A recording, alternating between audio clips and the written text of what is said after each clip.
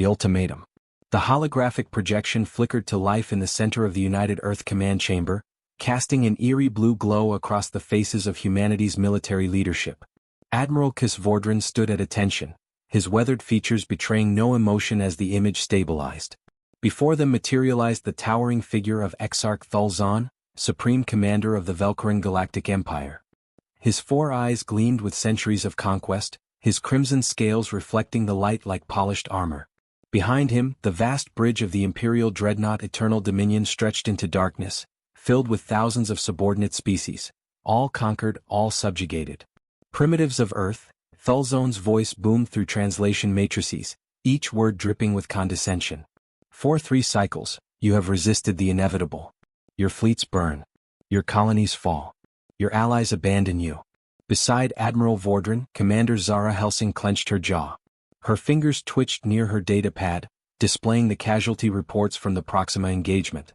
15,000 souls lost in a battle that lasted mere hours. Thulzon continued, his massive clawed hand gesturing dismissively. The Velkaran Empire has dominated this galaxy for 12,000 years. We have absorbed 643 species. Some fought. All failed. You have witnessed our power. The choice before you is simple: surrender now or face extinction. The hologram zoomed out, revealing a tactical display. Red markers indicated Velkaran fleet positions, hundreds of capital ships forming a noose around Earth's solar system. The Empire had brought enough firepower to glass entire worlds. You have 72 of your hours to transmit your unconditional surrender, the Exarch declared.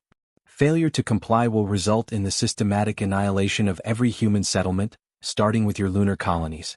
Your children will be the last generation to remember the name Earth, before it becomes cosmic dust. The transmission ended abruptly, leaving the command chamber in heavy silence. General Marcus Thorne was the first to speak, his deep voice cutting through the tension. Assessment, Admiral? Vordran turned to face the assembled leadership, 12 of humanity's finest military minds, each bearing the weight of 8 billion lives. They're not bluffing. Intelligence confirms they've used planetary bombardment on 17 previous conquests. The Zinthek homeworld is still a radioactive wasteland. Then we negotiate, suggested Ambassador Lynn Cortez, her diplomatic instincts kicking in. Perhaps we can. Negotiate what? Interrupted Captain Rin Takashi, his cybernetic eye glowing softly in the dim light. They don't want negotiation. They want submission. We'd become slaves, our technology absorbed, our culture erased. I've read the reports from the few species who, peacefully, surrendered. It's not living, it's existing as livestock. Zara Helsing pulled up data on her holographic display. The Exarch is right about one thing: our conventional forces can't match theirs in a straight fight. We've lost every major engagement. Our stealth technology gives us an edge in small-scale operations, but against a fleet that size. She didn't need to finish the sentence. Everyone in the room understood the mathematics of their situation. Admiral Vordran walked slowly around the holographic table, studying the tactical display. The Velkaran fleet positions formed a perfect encirclement, textbook siege formation, executed with the precision of a civilization that had done this hundreds of times before. They think they know us, Vordran said quietly, almost to himself. They've studied our tactics, analyzed our battles, calculated our capabilities. And? General Thorne prompted. A ghost of a smile crossed the Admiral's face, the kind of smile that made subordinates nervous and enemies regret their choices. And they've made the classic mistake that every bully makes. They think because they've hit us and we've staggered, the fight is over. He straightened, his voice growing stronger. They don't understand something fundamental about humanity. We're not like the other species they've conquered. Those civilizations had evolved in stable environments, their aggression tempered by millennia of peace. Us. He laughed, a dark, bitter sound. We clawed our way up from the predators. We survived ice ages, plagues, world wars. We split the atom and nearly destroyed ourselves, then chose to reach for the stars instead. Commander Helsing leaned forward. What are you suggesting, sir? I'm suggesting that the Velkarans have been fighting civilized wars against civilized species. They're about to learn what happens when you corner a species that evolved through violence, that turned warfare into an art form before we even left our own planet. Captain Takashi's human eye gleamed with understanding. You want to show them Earth's specialty. Asymmetric warfare, Vordran confirmed. Guerrilla tactics. Psychological operations. We can't outmuscle them, so we'll outthink them. Make them bleed for every inch. Turn their size against them. Make this invasion so costly, so brutal that they'll choke on their victory. Ambassador Cortez looked troubled. Admiral, if we refuse their ultimatum, they'll make good on their threat. Millions will die. Millions will die either way, General Thorne interjected grimly. The only question is whether they die as slaves or as free people fighting for their survival. Vordran pulled up classified files, projecting them above the table. For the past year, while we've been losing battles, Project Cerberus has been moving forward. They don't know about our research stations in the asteroid belt.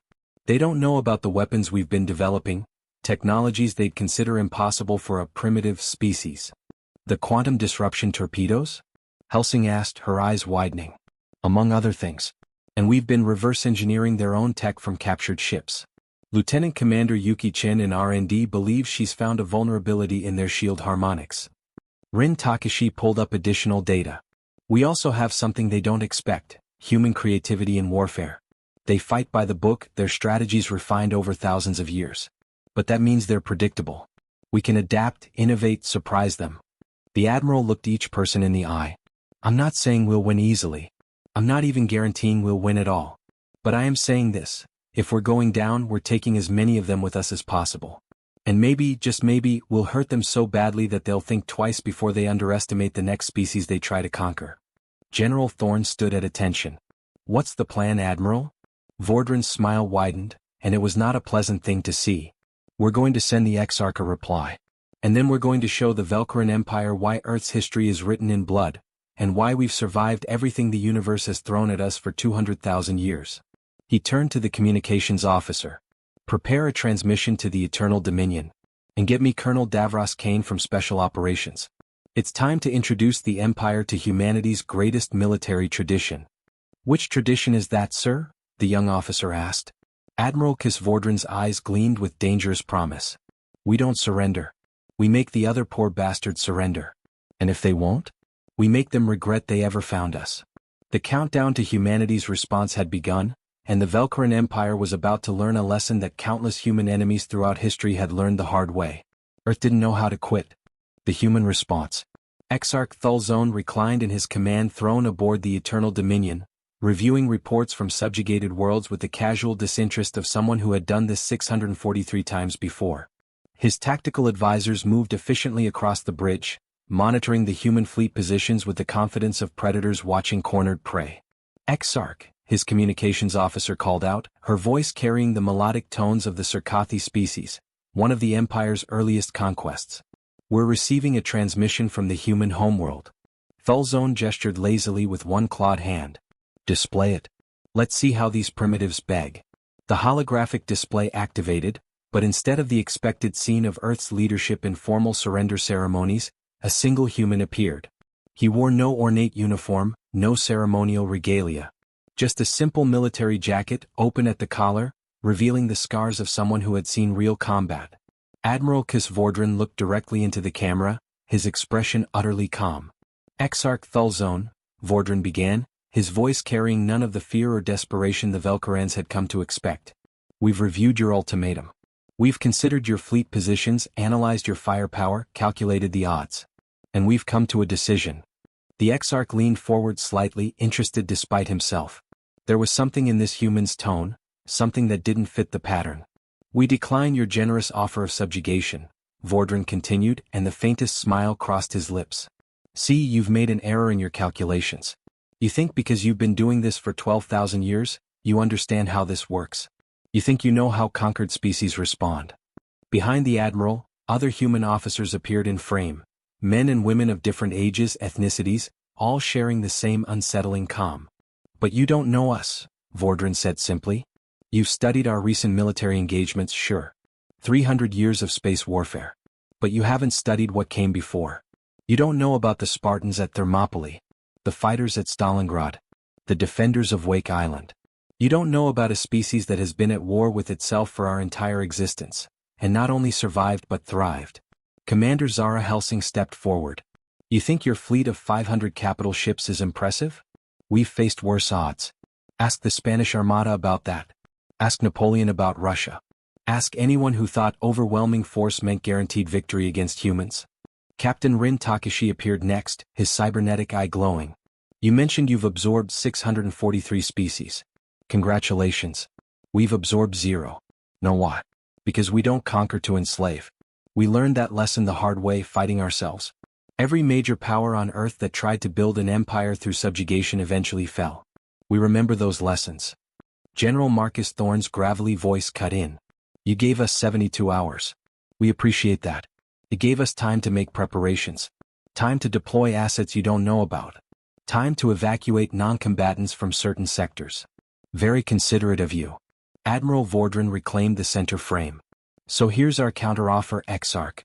You have 72 hours to withdraw from our system. Take your fleet, leave, never come back. Because if you don't... He paused, letting the silence stretch. You're going to learn why Earth's most common last words throughout history have been, seemed like a good idea at the time. On the Eternal Dominion, Subcommander Kreldar chittered with amusement. Exarch, they're bluffing. Their bravado is... Quiet, Thulzone commanded, his eyes fixed on the human admiral. Something was wrong. The human showed no fear, no desperation. Only certainty. Vordran continued. You want to know what makes humans different, Exarch? Every species you've conquered reached the stars through cooperation, through peaceful advancement. We reached the stars despite trying to kill ourselves dozens of times. We split the atom and the first thing we did was build bombs. We developed space travel while literally aiming nuclear weapons at each other. Commander Helsing pulled up historical footage. Mushroom clouds, battlefields, burning cities. This is what we do to each other, Exarch. Now imagine what we'll do to you. We've studied your tactics, Captain Takashi added. You fight honorably. By rules.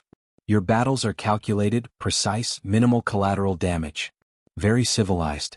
His smile was sharp. We stopped fighting civilized wars about 5,000 years ago. We learned that honor gets you killed.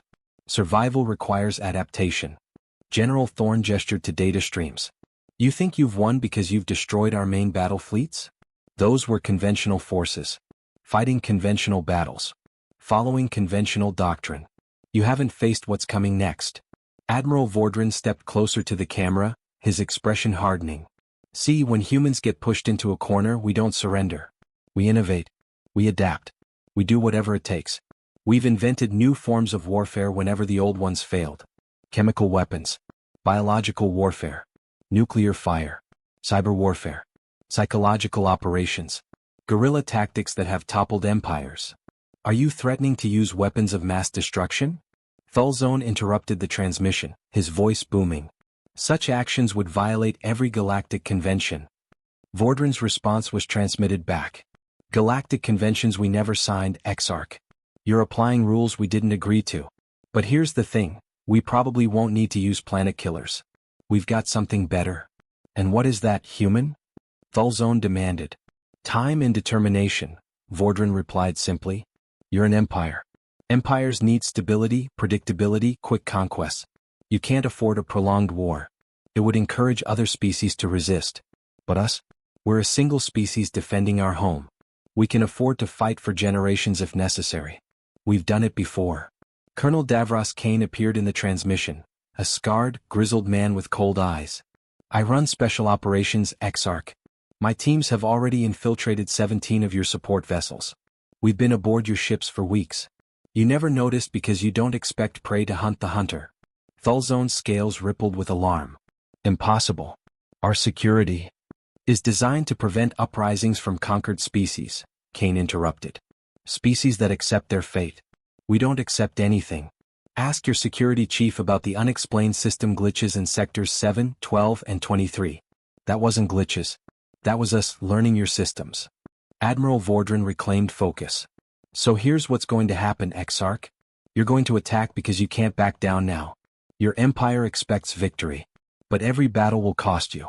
Every engagement will bleed you. Your ships will suffer mysterious malfunctions. Your supply lines will be disrupted. Your crews will start questioning whether this conquest is worth it. And the more you commit to this fight, Commander Helsing added, the more vulnerable you become elsewhere. How many other species are watching right now, waiting to see if the mighty Velcaran Empire can be bloodied? What happens to your territory if you get bogged down here for years? General Thorne's expression was grim. You said we have 72 hours. The clock's ticking, Exarch. But not just for us. Every hour you delay, we fortify. Every day you fight us, you weaken. Every week this drags on, your empire's reputation suffers. Admiral Vordran delivered the final statement. You wanted a simple surrender. You're not getting one. What you're getting is a war unlike any you've fought before. Asymmetric, brutal, endless. We'll turn every asteroid into a fortress, every ship into a bomb, every soldier into a nightmare you can't wake from. He leaned in close to the camera. You've fought civilized species, Exarch. Now you're fighting humans. And humans have a saying, we haven't even started yet. You want to know what that means? The Admiral's smile was sharp as a blade. It means everything you've seen so far was us being polite. It means the gloves are about to come off. It means you're about to find out why humanity's military history makes other species' wars look like playground disagreements. The transmission didn't end with formal goodbyes. Vordran simply stated, 72 hours, Exarch. Choose wisely. The screen went black. On the bridge of the Eternal Dominion, silence reigned for a full 10 seconds, an eternity in military command. Thulzone stared at the empty holographic space where the human had been, his multiple minds processing the implications. Exarch, Subcommander Kreldar ventured carefully. Surely they're bluffing. No species. No species you've encountered, Thulzone interrupted quietly. He pulled up Earth's historical database, information the Empire had collected during initial surveys. Wars. Endless wars. From Stone Age tribes to nuclear superpowers, humans had been fighting constantly. And winning. Not against aliens. Against themselves. They've been preparing for war since before they discovered agriculture, the Exarch murmured. Every advancement they've made, they've weaponized. Every technology, turned to military purposes first. He zoomed in on specific historical events. World War II, 60 million dead. The Mongol conquests, 40 million. The Taiping Rebellion, 30 million. Just a few of dozens of conflicts where humans had killed each other in numbers that would depopulate entire planets. Exarch, what are your orders? His fleet commander asked. Thulzone was silent for a long moment, weighing options. He could withdraw, but that would show weakness. Other species would rebel. The Empire would fracture. He could attack, but these humans, they didn't respond to fear like normal species. They responded to threats with creativity, with savage innovation. Maintain siege positions, he finally ordered. But increase security protocols. Run full system diagnostics on every ship. And prepare the fleet for unconventional warfare. Unconventional, Exarch? Thulzone's eyes remained fixed on Earth's data. They're not going to fight the way we expect. They're going to make this personal. Painful. They're going to try to break our will. He stood, his massive frame casting shadows across the bridge. Send word to the Imperial Council. This conquest may take longer than anticipated. How much longer, Exarch? Thulzone thought of human history, wars that lasted decades, resistances that span generations, people who chose death over surrender time and time again. However long it takes to break a species that doesn't know how to stay broken, he answered quietly. In the depths of space, the 72-hour countdown continued. But both sides knew the real war hadn't started yet. That would come soon enough. First blood. 48 hours after the transmission, the Velkaran Empire made its move. Lieutenant Commander Yuki Chen watched from the hidden observation station in the asteroid belt as the first wave of Imperial ships broke formation, accelerating toward Mars. The Crimson Planet had been humanity's first major colony, 2 million souls living in underground cities and terraforming installations. They're starting with Mars, she reported calmly into her encrypted comm. 12 dreadnoughts, 40 cruisers, support craft. Textbook bombardment formation. Admiral Vordran's voice crackled back. Let them come. How are the preparations? Yuki glanced at her secondary monitor, where thousands of data points flickered in complex patterns. The surprises are in place, sir. They won't see it coming. Good. Remember, we're not trying to win this battle. We're trying to teach them a lesson. The Velkaran fleet approached Mars with the confidence of conquerors who had done this hundreds of times. Exarch Thulzone observed from the Eternal Dominion, secure in his overwhelming advantage. Commence bombardment, he ordered. Target military installations first. Give the civilians one final chance to surrender. The dreadnoughts charged their primary weapons. Massive plasma accelerators capable of cracking continents. Energy built up, ready to rain destruction upon the Red Planet. Then everything went wrong at once. The lead dreadnought, the Savage Unity, suddenly lurched as its main reactor spiked. Warning klaxons blared across its bridge as safety systems struggled to contain a cascade failure that should have been impossible. Engineering report, the ship's commander barked. Unknown malfunction in the plasma regulation system. The safeties they're being overridden, sir. At the same moment, 3 cruisers reported similar issues. Systems that had worked flawlessly for centuries suddenly malfunctioned in ways the crew had never trained for. This is not a coincidence, Subcommander Krell hissed aboard the Eternal Dominion. The humans did this. But how? Colonel Davros Kane's team had been very busy over the past weeks. While the Velkarans had focused on tracking human fleet movements, they'd missed the small infiltration pods, technology borrowed from human submarine warfare, adapted for space. Pods so small and cold they registered as debris. Each pod contained a 2-person team and very specialized equipment. Charges placed, Sergeant Mira Volkov whispered from inside the Savage Unity's maintenance conduit. Her partner, tech specialist Jamal Cross, worked frantically on the ship's main computer node, a system the Velkarans believed to be isolated and secure. They're about to learn about human computer viruses, Jamal muttered, his fingers flying across the holographic interface. This beauty's been designed specifically for their architecture. We couldn't crack their encryption, so we did something simpler. We made their own security systems think authorized users were giving commands. How long until they detect us? Mira asked, her weapon trained on the corridor entrance. Doesn't matter. The virus is already propagating through their network. By the time they find it, the damage will be done. Back on Mars, the human defenders watched as the Velkaran formation began to break apart, not from external attack but from internal chaos. Target the disabled ships, Admiral Vordran commanded. Show them we're not helpless. Hidden beneath Mars' surface, humanity's real defensive weapons activated. Not the conventional railguns and missile batteries the Velkarans had destroyed in initial strikes, but something new. Quantum disruption torpedoes, experimental weapons that Lieutenant Commander Chin had spent 3 years developing. Based on a theoretical physics paper that suggested targeted quantum entanglement could be weaponized, they'd been rushed into production when the Velkaran threat became clear. 12 torpedoes launched from concealed silos, accelerating to relativistic speeds in seconds. They didn't look impressive, small, dark, barely registering on sensors. The Velkarans noticed them too late. Incoming projectiles, a tactical officer reported. 12 contacts moving at Exarch, those velocity readings can't be correct. Intercept them. Thulzone commanded. Point defense systems engaged, filling space with deadly accurate fire. They destroyed 6 of the torpedoes immediately, standard procedure for any missile threat. The remaining 6 reached their targets. They didn't explode in the conventional sense. Instead, upon impact with the Velkaran shields, they created localized quantum disruptions. Tiny regions of space where the fundamental forces became unstable. The effects lasted only microseconds, but that was enough. Shield generators overloaded trying to compensate for physics that no longer worked properly. The energy backlash cascaded through ship systems, causing devastating feedback. The cruiser Relentless Dawn simply came apart, its structural integrity failing as quantum bonds destabilized at a molecular level.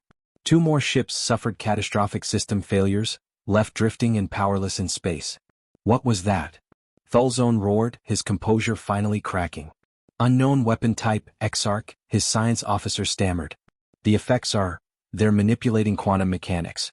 That should be impossible for a species at their technological level. They've had quantum physics for 400 years, Admiral Vordran's voice suddenly interrupted over an open channel. We just never told you what we'd been doing with it. Surprise. Throughout the Velkaran fleet, screens flickered as Vordran's image appeared, transmitted directly through their own communications network. You wanted to see our military installations on Mars? Vordran continued. You're looking at them. Every civilian habitat, every terraforming station, every mining outpost, they're all military installations. Because every human is a soldier when survival is at stake. On the surface of Mars, in the underground cities, civilians watched the battle through live feeds. They hadn't evacuated because there was nowhere to evacuate to. Instead, they'd armed themselves, prepared defensive positions and waited. You see, Exarch, Vordran explained, you fight wars to conquer. We fight wars to survive. Very different mindset. You calculate acceptable losses. We calculate necessary sacrifices. You think about honor and glory. We think about winning at any cost. Another wave of torpedoes launched, this time 24 of them. You can destroy them, Vordran acknowledged. Your point defense is excellent. But here's the question. How many can you stop before your systems get overwhelmed? How much ammunition do you have?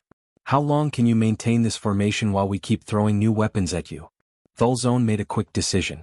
Fleet, withdraw to defensive perimeter. Maintain bombardment range but increase spacing. Activate full countermeasures. Running so soon? Commander Zara Helsing's voice joined the transmission. We've only just started. You've been in our system for 3 weeks. How many ships have reported unexplained malfunctions? How many systems have glitched?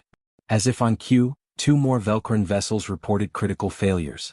Not from external attack, from sabotage that had been placed weeks ago, lying dormant until this moment. Every ship you brought into our system became a target the moment it arrived, Colonel Kane added.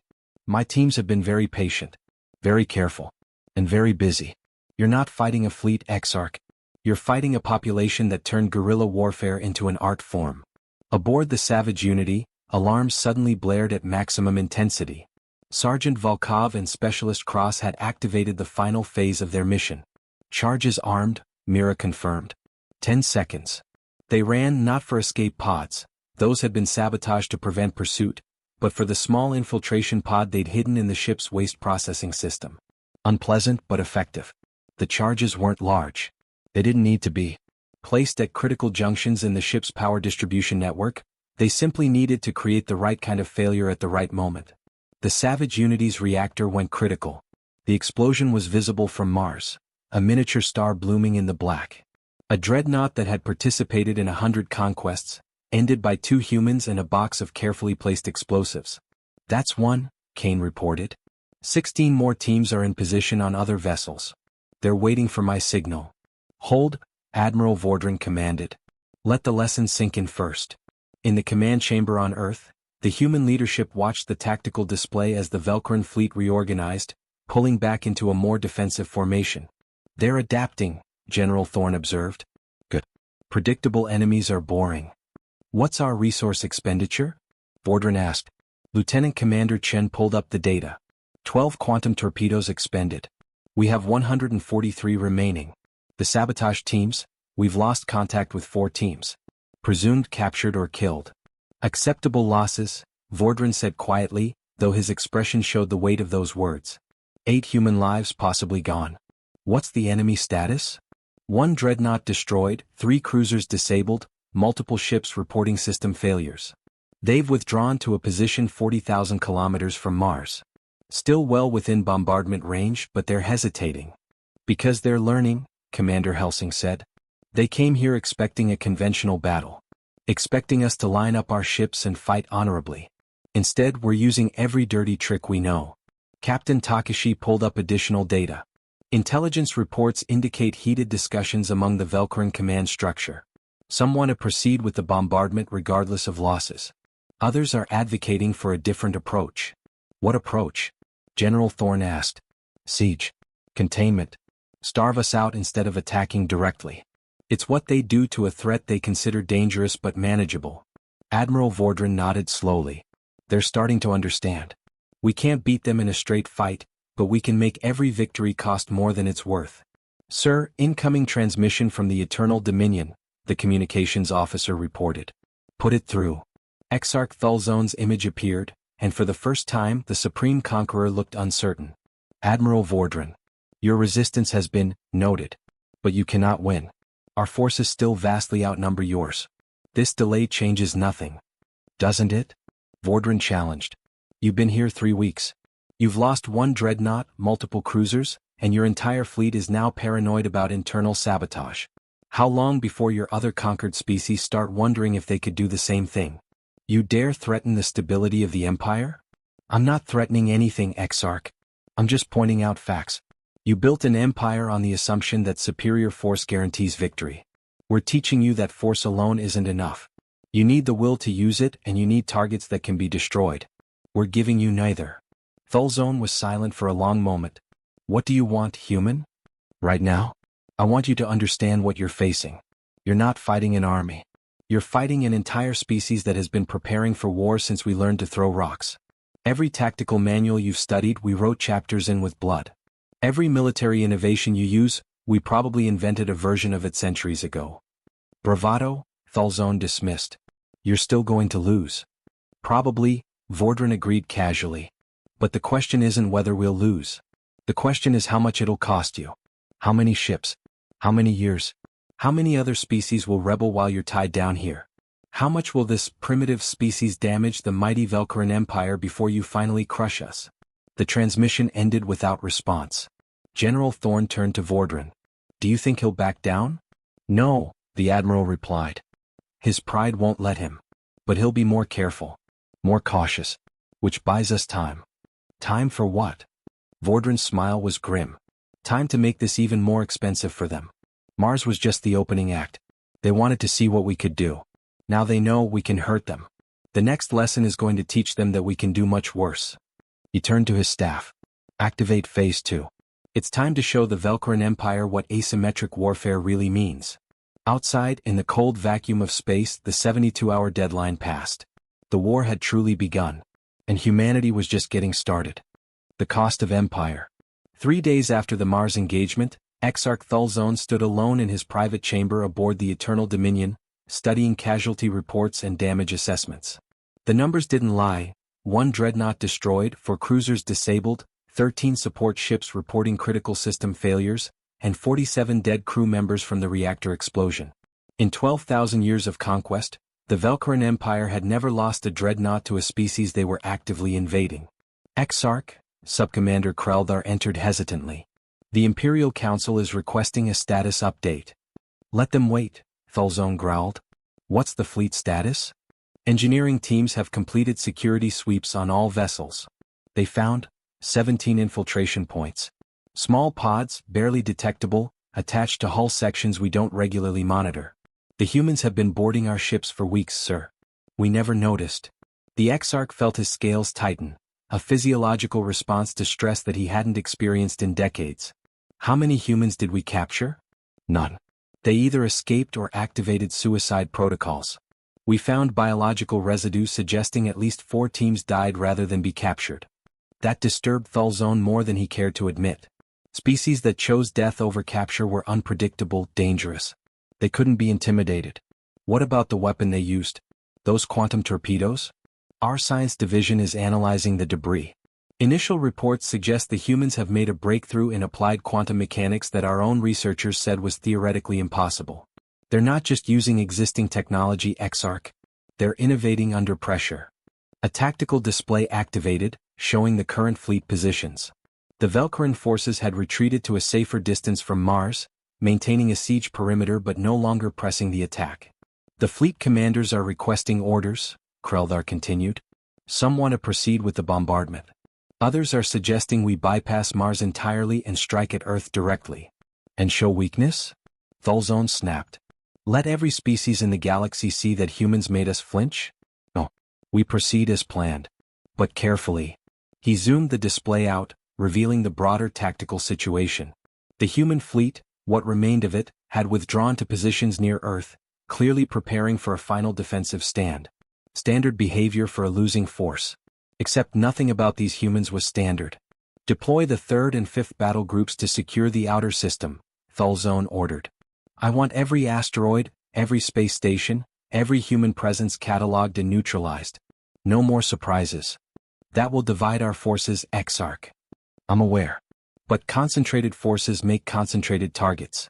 The humans have shown they excel at exploiting vulnerabilities. We adapt accordingly. In the asteroid belt, Lieutenant Commander Yuki Chin received the update with grim satisfaction. They're dispersing their fleet. Just as Admiral Vordran predicted. Her second-in-command, Lieutenant Marcus Vale, pulled up tactical projections. The dispersal makes them individually vulnerable, but it also means we can't hit them with mass. Dangerous game, General Thorn cautioned. If the Empire fractures while we're still fighting them, the chaos could be worse than the oppression. Calculated risk, Vordran acknowledged. But we need every advantage. Speaking of which, how's Project Prometheus proceeding? Lieutenant Commander Chin appeared on screen from her hidden research station. We've cracked the Empire's shield harmonics. Completely. We can now build weapons that bypass their defenses entirely. The room fell silent. How long to produce these weapons? Vordran asked quietly. That's the problem. The manufacturing process requires resources we don't have in quantity. We can make maybe 50 of these new torpedoes before our exotic matter reserves are depleted. 50 weapons that can penetrate Velcaran shields, General Thorne mused. That changes everything. Does it?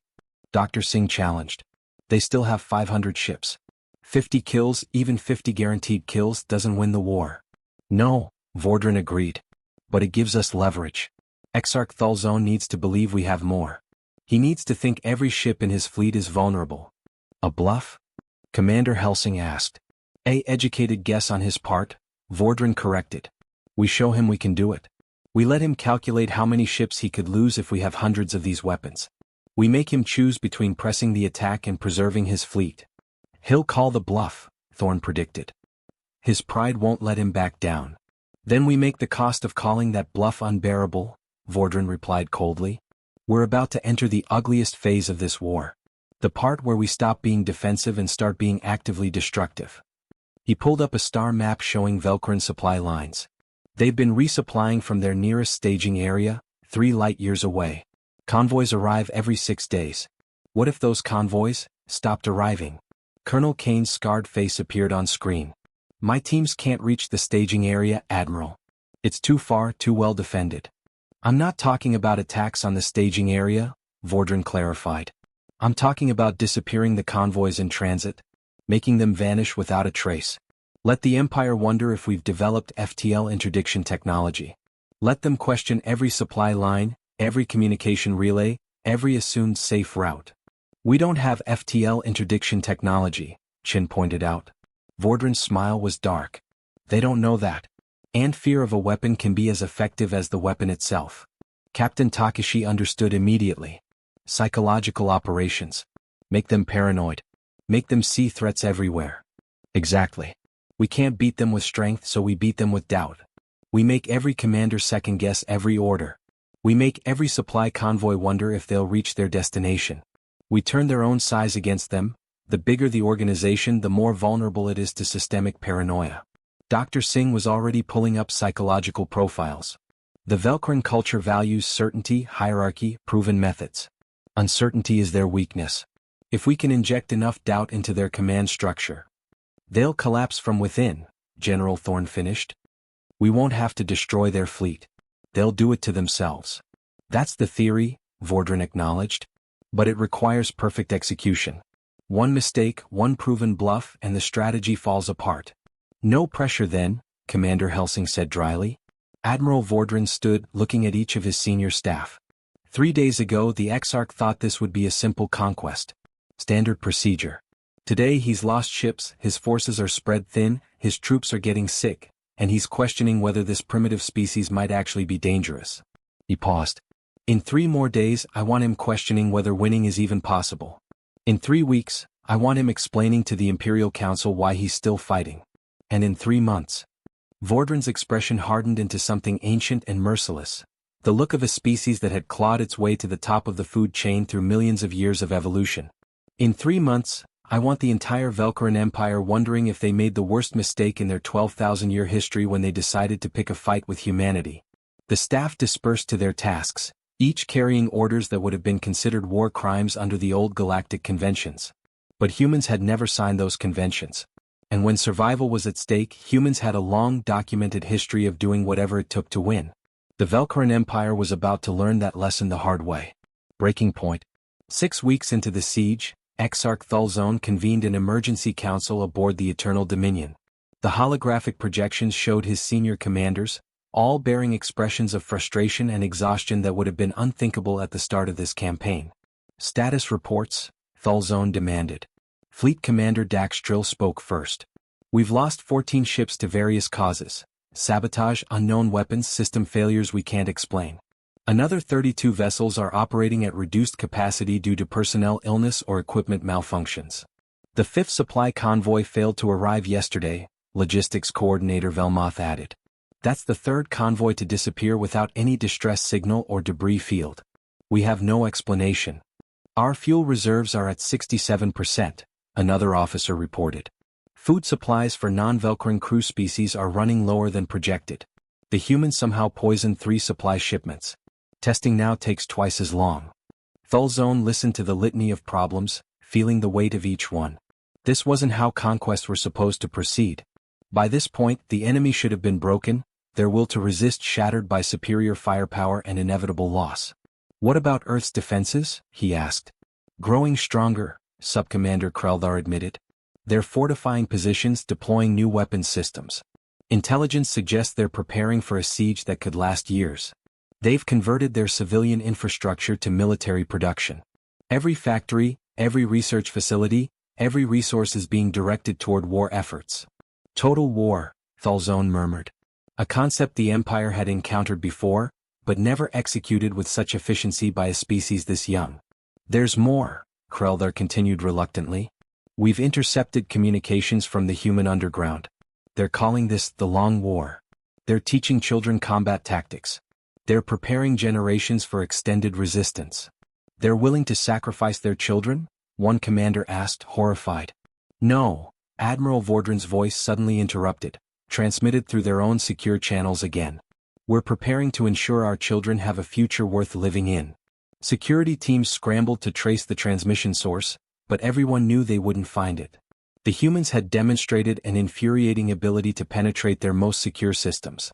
How long are you going to keep this charade up, human? Thulzone demanded. You cannot win. Define winning, Vordran challenged. If winning means we completely defeat your empire and claim victory? You're right, we can't do that. We don't have the resources. But if winning means we survive? If winning means we remain free? If winning means we hurt you so badly that you leave and never come back? Then we absolutely can win. And we are winning. The Admiral's image appeared on their screens, not through holographic projection, but by hijacking their own displays. Behind him, human officers worked at stations showing Earth's defensive preparations. Let me give you some numbers, Exarch, Vordran continued. 6 weeks ago you had 500 ships. Now you have 486 operational vessels. You've lost 14% of your personnel to illness, injury, or desertion. Your supply lines are compromised. Your communication networks are infiltrated. Your troops are exhausted, paranoid, and questioning why they're dying for a planet that refuses to surrender. We've analyzed your casualty reports, Commander Helsing added, appearing next to Vordran. You're losing more personnel to psychological stress than to actual combat. Your soldiers are suffering from what we call combat fatigue, a condition we've been studying for centuries. We know the symptoms. We know how it breaks unit cohesion. And here's the interesting part, Captain Takashi interjected. Back on your homeworld and in your conquered territories, people are starting to ask questions. Why is the invincible empire struggling with one primitive species? Why are supply convoys disappearing? Why is this taking so long? Thulzone felt his primary heart rate increase, another physiological response to stress. Are you intercepting our internal communications? We're intercepting everything, Colonel Kane stated flatly. Your encryption is excellent by galactic standards. But we've been breaking codes since before we had computers. During our Second World War we called it Ultra and Enigma. We've had a lot of practice since then. The Velkaran commanders looked at each other with barely concealed alarm. If the humans had access to their strategic communications. Don't bother changing your encryption protocols, Kane advised. We'll just crack the new ones. That's what we do, we adapt. You change tactics, we develop countermeasures. You deploy new weapons, we find vulnerabilities. You think you're fighting a military force. You're actually fighting a species-wide research and development project focused entirely on breaking you. Admiral Vordran leaned forward.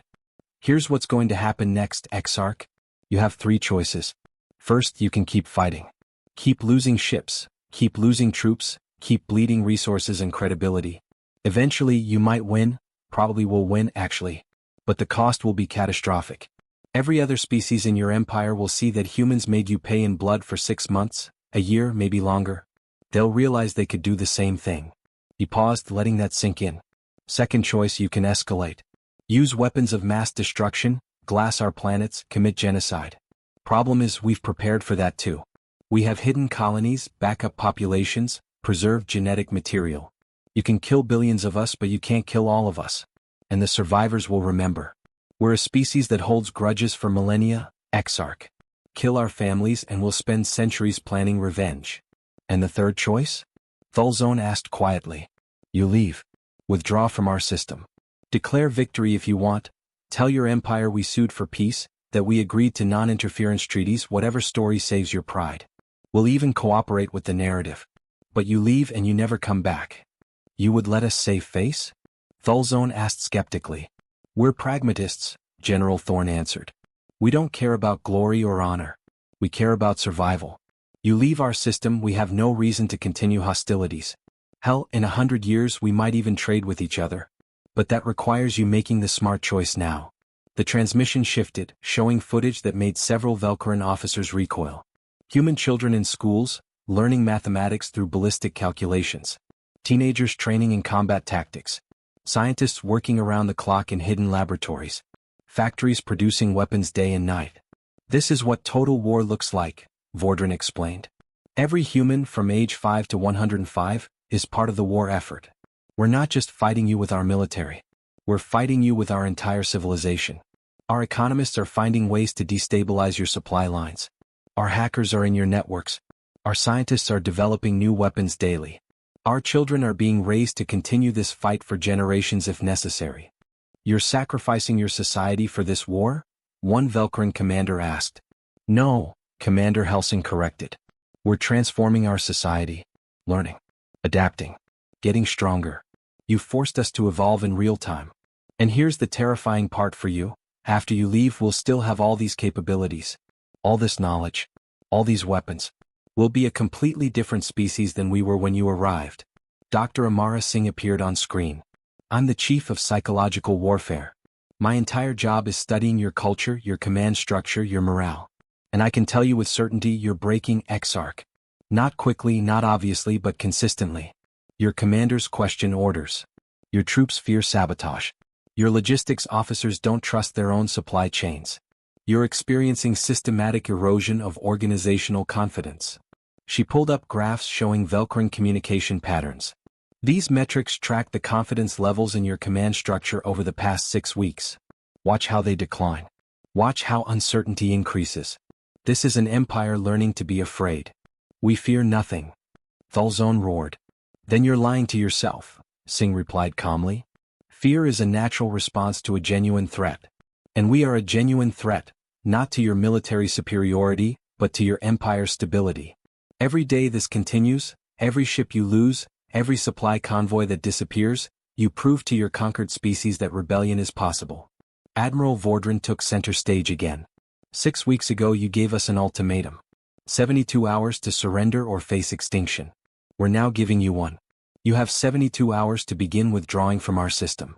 If you don't, we stop playing defense and start playing offense. Offense. Thulzone laughed bitterly. Your fleet is barely functional.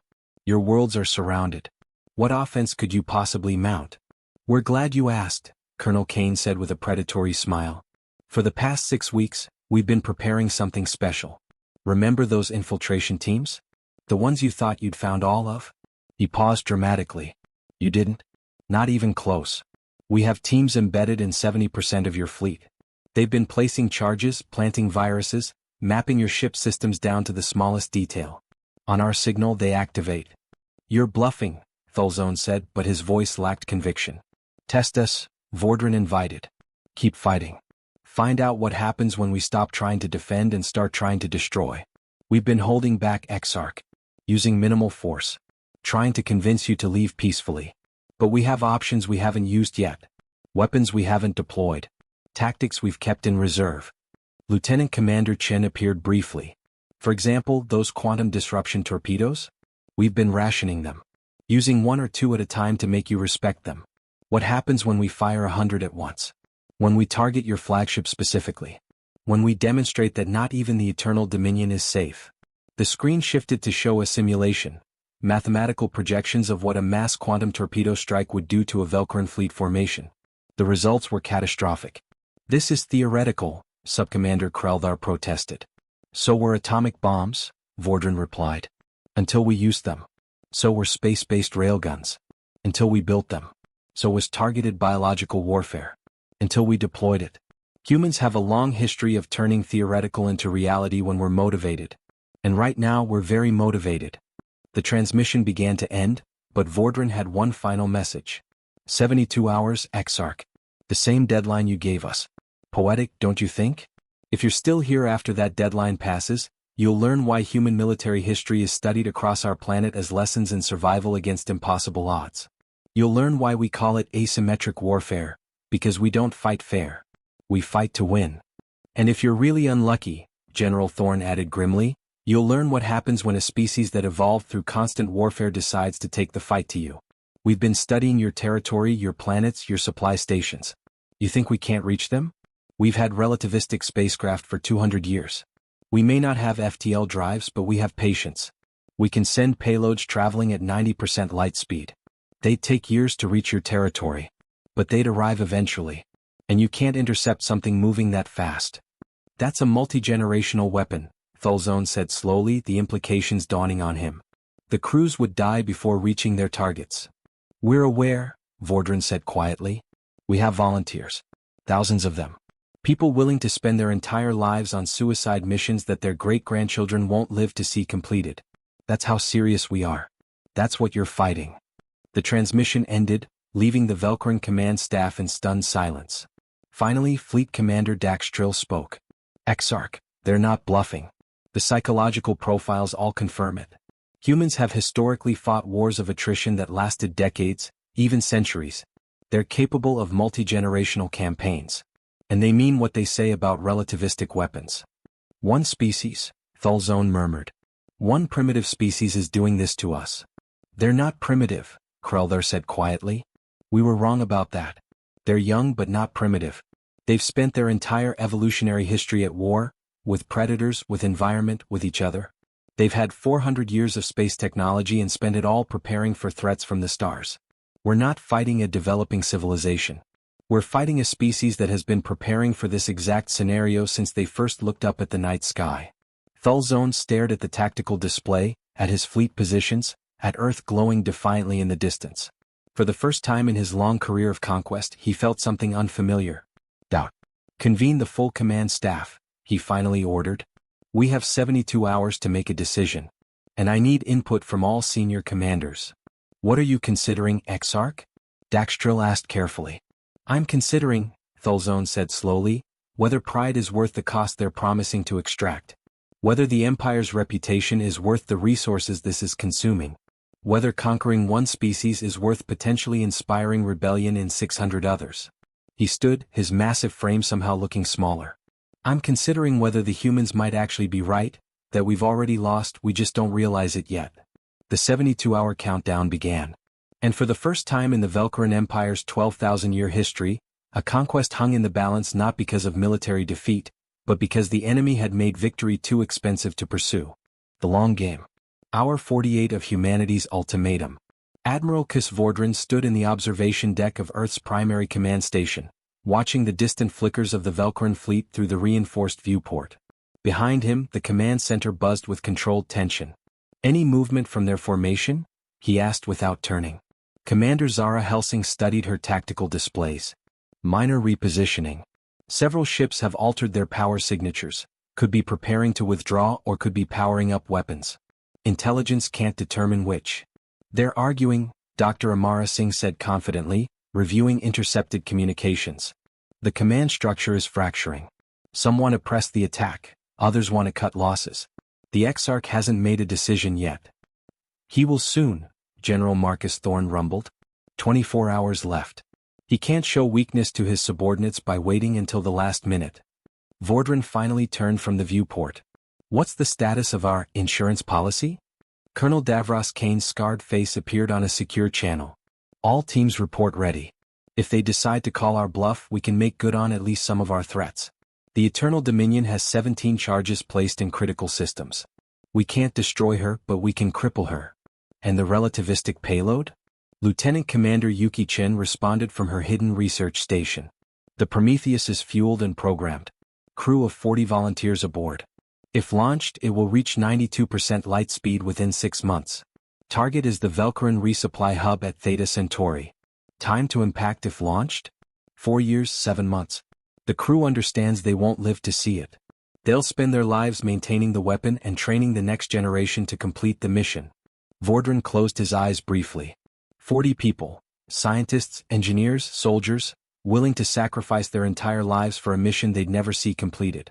It was the most human thing imaginable and the most tragic.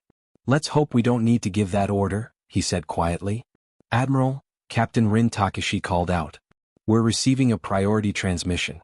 It's not from the Velkarans." "Who then?" "Multiple sources. Encrypted channels. They're identifying themselves as representatives from other species in Velkaran territory." The room fell silent. Vordran exchanged glances with General Thorne before nodding. "Put them through." "Encrypted room only." The holographic display activated, showing not one but 7 different alien species, each transmission carefully routed through channels the Empire supposedly didn't know existed. The first speaker was a serpentine creature with luminescent scales. "I am Ambassador Silva of the Zinthek Remnant. My species was conquered 70 years ago. Our homeworld was destroyed when we resisted. We've been watching your conflict with great interest." A crystalline being spoke next, their voice chiming like bells. "I represent the Harmonious, subjugated 200 years ago. We believed resistance was impossible. You're proving otherwise." One by one the representatives introduced themselves. 7 species, each conquered at different points in the Empire's history. Each now secretly hoping that humanity might achieve what they couldn't. "Why are you contacting us?" Vordran asked carefully. "If the Empire discovers these communications—" "We know the risks," Silva interrupted. "But we're willing to take them.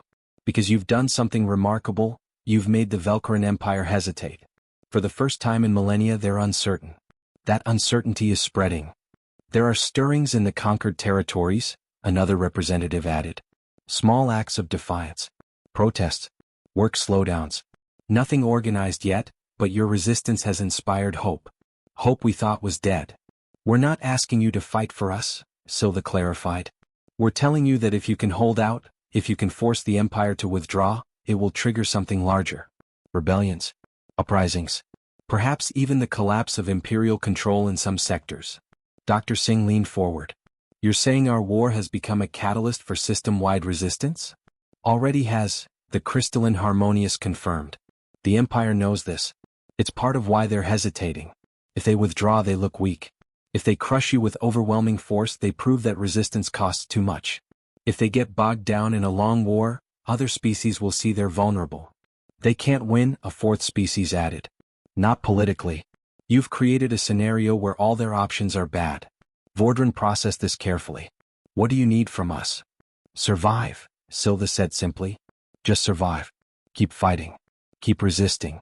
Every day you hold out is another day that plants the seed of rebellion across their empire. Eventually those seeds will grow." "And if we can't hold out?" Commander Helsing asked. "Then at least you tried," the Serpentine ambassador replied. "And that in itself is worth something. But we think you can.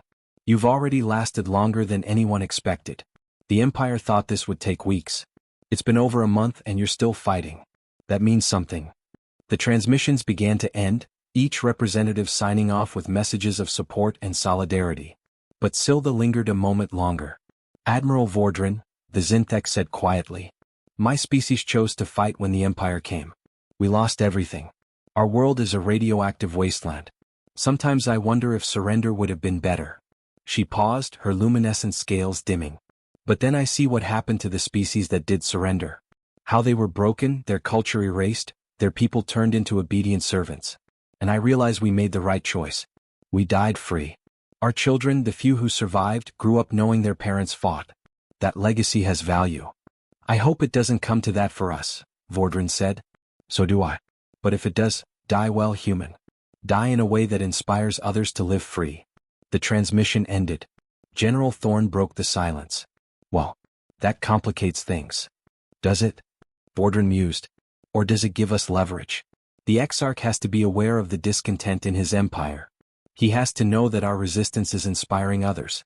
That's why he's hesitating." "We could use that," Dr. Singh suggested. "Make it explicit. Let him know we're in contact with resistance movements. Let him see that defeating us won't solve his problems, it will create new ones." "Dangerous game," Colonel Kane warned. "If he thinks we're actively encouraging rebellion, he might see us as an existential threat to the Empire." "We are an existential threat," Commander Helsing countered. "Not militarily but ideologically. We're proving that the Empire can be resisted. That's more dangerous to their control than any weapon." Vordran walked back to the viewport, staring at the distant stars where the Velkaran fleet waited. Captain Takeshi, how many of our relativistic payloads could we actually prepare? In what time frame? 6 months. Takeshi ran calculations quickly. With maximum resource allocation? Maybe 5. But Admiral, those are generational weapons. They wouldn't even reach Velkaran territory for years. I know. But the Exarch doesn't know our capabilities. He doesn't know if we could launch 50 such weapons or 500. All he knows is that we're willing to commit multi-generational resources to this war. Understanding dawned across the faces of Vordran's staff. You want to convince him we're playing the longest possible game, General Thorne said slowly. That we're willing to fight this war not just for years but for decades. Centuries if necessary. Exactly. The Empire thinks in terms of campaigns, months or years at most. But humans think in terms of grudges that last millennia. We have cultures that have maintained grievances for thousands of years. Blood feuds that span generations. We're very good at the long game. Dr. Singh pulled up historical data. The 100 Years' War. The Crusades. The conflicts between Rome and Carthage. We have precedent for multi-generational conflicts. And the Velkarans know we're capable of holding grudges. We've been broadcasting our history. So we make them believe, Vordran said, his voice hardening with determination, that this war won't end with our defeat. It will end with our extinction, or theirs. We make them understand that even if they destroy Earth, the survivors will spend centuries planning revenge. That they're not conquering a planet, they're inheriting a multi-generational vendetta. That's psychological warfare at a strategic level, Commander Helsing said admiringly. We're not threatening their ships or their territory. We're threatening their empire's long-term stability. Hour 49, the tactical officer announced. 23 hours until the deadline. Vordran turned to his staff. Prepare a final transmission to the Eternal Dominion. I want the Exarch to understand exactly what kind of enemy he's facing. What message? General Thorne asked. Admiral Vordran's smile was cold and ancient, the smile of a species that had survived ice ages, plagues, and world wars through sheer stubborn refusal to die. I'm going to tell him a story, Vordran said. About an ancient Earth empire called Rome, and a city called Carthage. About how Rome fought 3 wars over 100 years to destroy their enemy. How they didn't just defeat Carthage, they erased it from existence. Killed every citizen, burned every building, salted the earth so nothing could grow. He paused. And then I'm going to tell him that Romans were amateurs compared to what modern humans are capable of. That we have the technology, the will, and the cultural memory to pursue vengeance across centuries and light years. You're going to threaten to hunt them across the galaxy? Captain Takeshi asked. I'm going to promise to hunt them across the galaxy, Vordran corrected. There's a difference. A threat is something you might do. A promise is something you will do no matter the cost. I want the Exarch to understand that if they push us to extinction, we'll spend our last moments ensuring they can never feel safe again. Colonel Kane's scarred face split into a grim smile. The Scorpion's final sting. Exactly. We can't win conventionally. But we can make victory hollow. We can make the Exarch lie awake at night wondering if the relativistic weapons he can't detect are already on their way to his homeworld. We can make him question every system failure, every unexplained accident, every piece of bad luck for the next 1,000 years. Dr. Singh was already composing the psychological profile. It might work. Velkaran culture values stability, predictability, safety. The idea of an enemy that never forgives, never forgets, never stops pursuing revenge across generations. That's antithetical to everything they believe in. Then let's give the Exarch a choice, Vordran said. A quick, honorable withdrawal now or centuries of paranoia and fear. Let him choose between admitting defeat to one species, or living with the knowledge that every shadow might contain human vengeance. That's playing a long game within the long game, General Thorne observed. That's how humans survive, Vordran replied. We plan. We scheme. We never give up. We're the species that looked at extinction events and said, not today. We're the species that turned nuclear annihilation into mutually assured destruction, and then chose not to pull the trigger. He looked around the command center at the tired but determined faces of humanity's defenders. We're also the species that, when cornered, has historically done the impossible. Defeated larger armies. Survived unsurvivable odds. Won unwinnable wars. Not because we're stronger or smarter or more advanced, but because we're too stubborn to quit and too creative to lose the same way twice. Transmission ready, Admiral, the communications officer reported. Send it, Vordran ordered. and include one final data packet: every historical example of human conflicts that lasted over 50 years. Every blood feud that spanned centuries. Every civilization that pursued revenge across generations. Let the Exarch see what he's really fighting. As the transmission beamed toward the eternal dominion, Vordran returned to the viewport. The stars looked peaceful, indifferent to the drama playing out beneath them. 23 hours, he murmured. 23 hours until we find out if we've convinced them, or if we need to make good on our promises. And if they don't withdraw? Commander Helsing asked quietly. Vordran's reflection in the reinforced glass showed no fear, no doubt. Only determination. Then we fight, he said simply. We fight until we can't anymore. And then we make sure that our defeat costs them so much that every other species in the galaxy learns the same lesson. What lesson is that? That humanity doesn't surrender. We adapt. We endure. We remember. And sooner or later, one way or another, we make our enemies regret they ever found us. The countdown continued. 23 hours until the deadline. 23 hours until the Velcaran Empire made the most important decision in its 12,000-year history. And somewhere in the depths of space, 40 volunteers aboard the Prometheus waited for launch orders they desperately hoped would never come, but stood ready to execute if they did. Because that was what humans did. They prepared for the worst, hoped for the best, and refused to quit until the universe itself said stop. And sometimes not even then. The choice that changed everything. Hour 71. 1 hour until the deadline. Exarch Thulzone stood alone in his private chamber, the weight of 12,000 years of imperial history pressing down on his scaled shoulders. Before him, holographic displays showed everything he needed to make his decision. Fleet statistics, casualty reports, intercepted human communications, intelligence from conquered territories. And Admiral Vordran's final transmission, which he had watched 17 times. The human's words echoed in his mind: "We're not threatening to hunt you across the galaxy.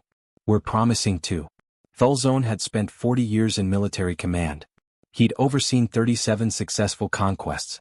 He understood warfare, strategy, the calculus of acceptable losses. But this was different. The humans weren't fighting a war to win. They were fighting a war to never lose. Exarch, Subcommander Kreldhar's voice interrupted his thoughts. The command staff is assembled. They're awaiting your decision. Let them wait a moment longer, Thulzone replied quietly. He pulled up a specific file, the historical data the humans had sent. Wars that lasted decades. Feuds that spanned centuries. Grudges maintained for millennia. The Hatfields and McCoys, feuding for generations over insults long forgotten. The conflict between Rome and Carthage, ending in total annihilation. The religious wars that consumed Europe for centuries. And the terrifying part? These were all human-on-human conflicts. This is what they did to each other. Computer, he said. Display human cultural data. Search parameter. Concepts of revenge and retribution.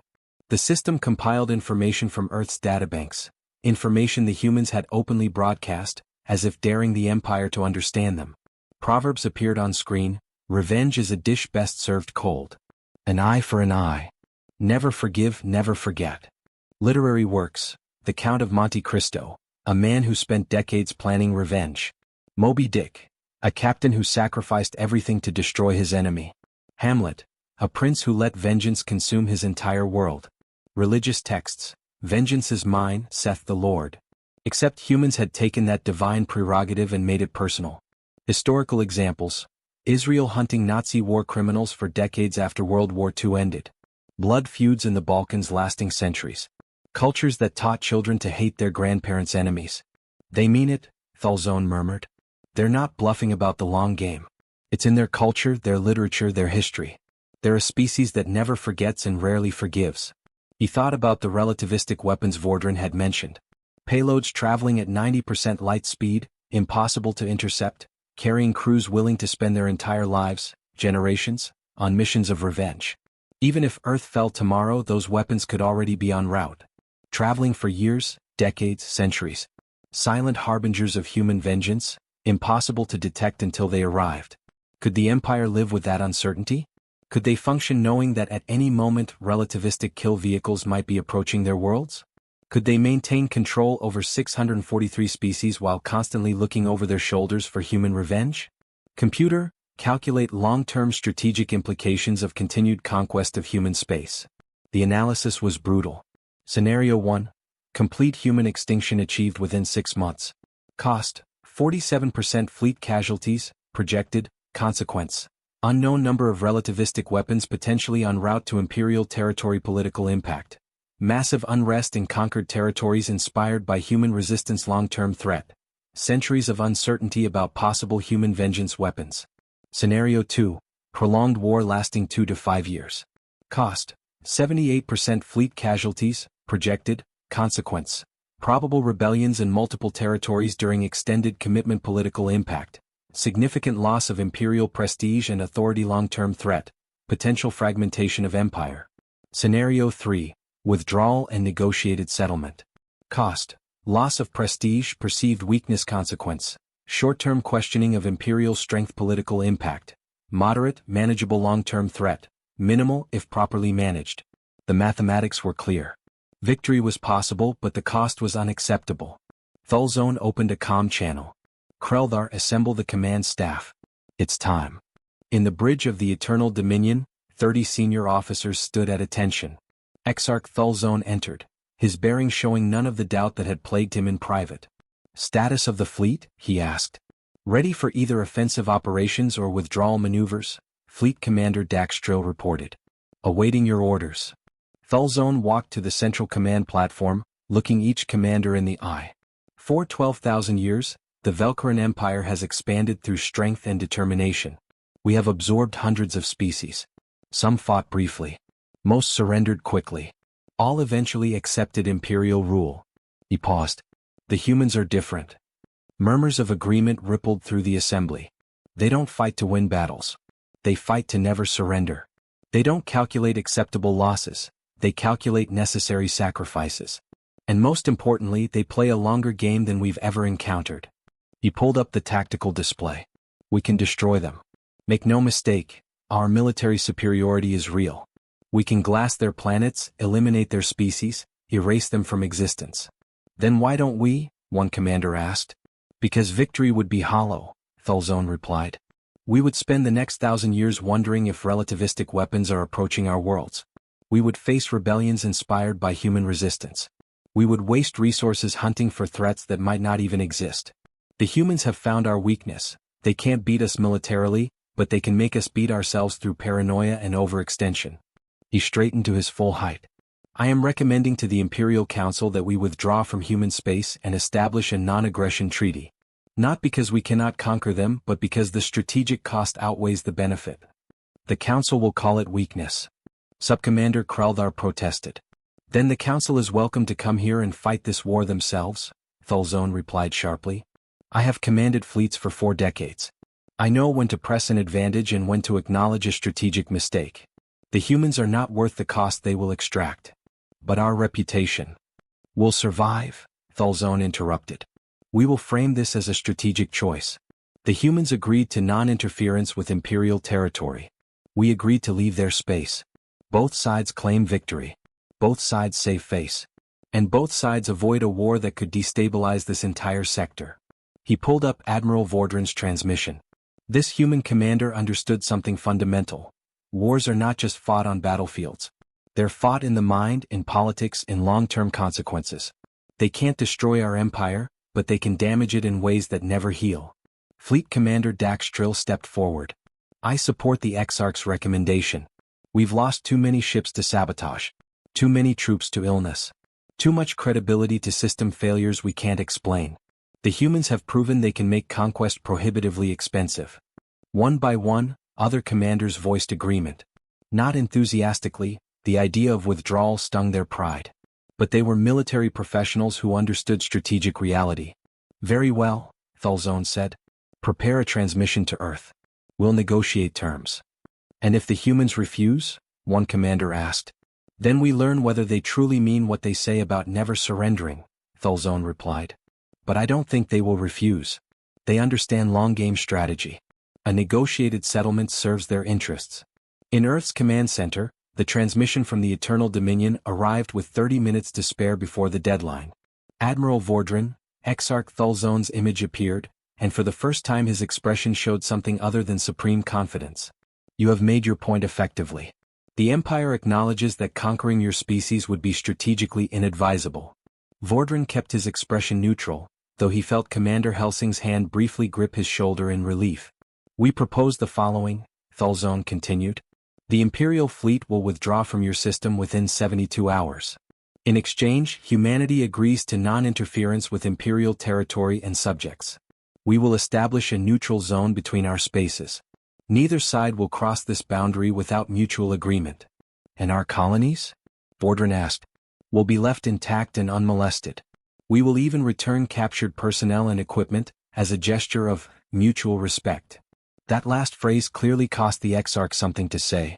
Additionally, Thulzone added, the Empire will formally recognize human space as sovereign territory. No Imperial forces will enter without permission. In return, we expect the same courtesy. Admiral Vordran looked to his staff. General Thorne nodded. Commander Helsing made a small gesture of agreement. Dr. Singh gave a thumbs up. The terms are acceptable, Vordran said. However, we have one additional condition. Thulzone's scales rippled with tension. Which is? The 7 species that contacted us, the resistance movements in your territory. We want assurance they won't face retaliation for communicating with us. You're asking us to ignore internal dissent?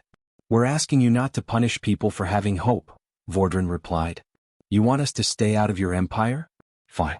But we won't agree to terms that result in massacres of those who believed in us. Thulzone was silent for a long moment. The Empire does not negotiate regarding internal matters. Then there's no deal, Vordran said flatly. We'll go back to war. And yes, you'll eventually win. But you'll do so knowing you destroyed an entire species to avoid admitting weakness. The other species in your empire will remember that. Another long silence. Finally, Thulzone's shoulders sagged almost imperceptibly, a gesture of surrender that none of his subordinates would ever acknowledge seeing. Agreed, he said quietly. No retaliation against species who observed this conflict with interest. You have my word as Exarch. Then we have a deal, Vordran said. We'll draft formal terms within 24 hours. Your fleet can begin withdrawal immediately as a sign of good faith. Acceptable. Exarch Thulzone out. The transmission ended. For 3 full seconds the command center was absolutely silent. Then someone started clapping. Then another. Then the entire room erupted in cheers, tears, and embraces.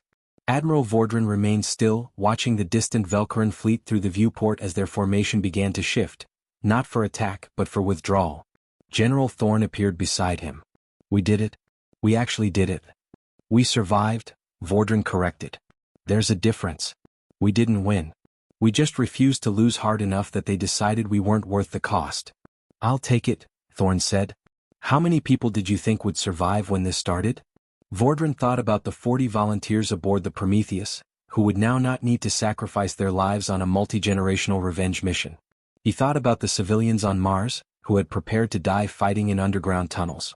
He thought about the thousands of soldiers ready to sacrifice themselves in futile last stands. Not this many, he admitted. I expected to die in a burning command center while Earth fell. Instead, he gestured at the celebrating staff. Instead we get to rebuild. Learn. Prepare for the next threat. You think there will be another? Commander Helsing asked, joining them. There's always another threat, Vordran said. But now we know something crucial. We can stand against the Galactic Empire. We can make them hesitate. We can protect ourselves. He turned to face his senior staff. The Velcarans were right about one thing. We are different from every other species they've encountered. We're younger, more aggressive, more willing to sacrifice for survival. That makes us dangerous. Is that a bad thing? Captain Takashi asked. Depends on your perspective, Vordran replied. From the Velcaran viewpoint, we're a nightmare, a species that fights dirty, holds grudges forever, and refuses to stay beaten. From our perspective, we're survivors. We adapt, improvise, overcome. Dr. Singh pulled up the final casualty reports. We lost approximately 50,000 people over 6 weeks. Military and civilian combined. Compared to the Velcaran's 3,000 casualties, we took much heavier losses. But we survived as a species, General Thorne said. That's what matters. And we learned. Next time we'll be ready from day one, Vordran interrupted.